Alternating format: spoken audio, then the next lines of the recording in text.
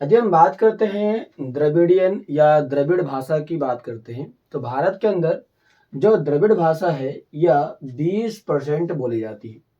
मतलब ये हुआ कि भारत में जितनी भी भाषाएं बोली जाती है उसका 20% हिस्सा केवल और केवल द्रविडियन लैंग्वेज का आता है। यदि हम इसके बारे में बात करते हैं तो इस द्रविड़ लैंग्वेज के अंदर हमारे पास तेलुगु, तमिल, मलयालम और कन्नड़ जैसी कई सारी भाषाएं आती है। इसके अंदर यदि आप इसके बारे में बात करते हैं तो इसके अंदर लगभग 70 से 90 लैंग्वेज का इसमें इस्तेमाल होता है। मतलब ये हुआ कि द्रविड़ जो हमारे पास भाषा है इसमें 70 से लेकर के 90 ऐसी लैंग्वेज है जो इसमें बोली जाती है।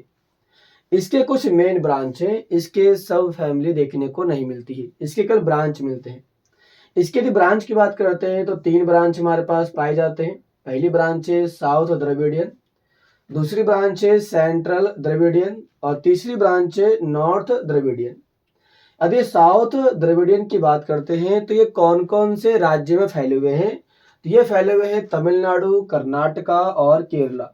ये फैला हुआ है तमिलनाडु में, कर्नाटका में और केरला में फैला हुआ है। तमिलनाडु में जो भाषा बोली जाती है वो तमिल बोली जाती है। कन्नड़ जो भाषा बोली जाती है वह कर्नाटका में और केरला में मलयालम भाषा बोली जाती है।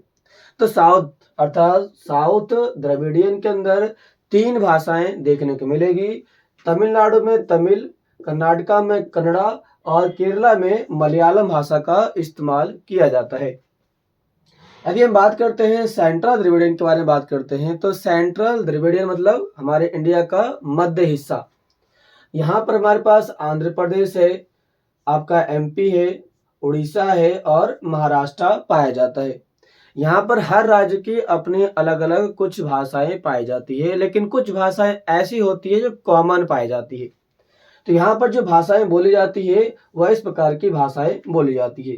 कोलामी, नियाकी, उलारी, आपका खांडकोरा एंड धुरवा बोली जाती है।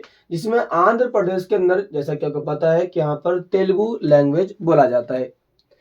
ये भाषाएं सेंट्रल द्रविडियन क्षेत्र के कई सारे अन्य भाषाओं में भी बोली जाती है क्लास। अगला है नॉर्थ द्रविडियन की बात करते हैं। जो नॉर्थ द्रविडियन हमारे पास भाषा है ये बोली जाती है बिहार, उड़ीसा, वेस्ट बंगाल और मध्य प्रदेश में बोली जाती है। लेकिन केवल ये भाषा यहीं पर नहीं बोली जाती, ये इंडिया के नॉर्थ वेस्ट और ईस्ट में बोली जाती है। यदि हम बात करते हैं यहाँ पर बोली जाने वाली भाषाओं के बारे में तो वो हमारे पास है ब्रहुई, आपका कुरुकू और मल्टोआ। ये 3 प्रकार की भाषाएं इसके अंदर इंक्लूड की जाती है क्लास। तो ये थे हमारे पास द्रविडियन लैंग्वेज के बारे में जो हमारे पास बताता है कि भारत के अंदर इसका विस्तार कहाँ से कहाँ के बीच में फैला हुआ है क्लास। तो ये थे हमारे पास द्रविडियन लैंग्वेज के बारे में विस्तृत जानकारी क्लास। आज के लिए इतना ही।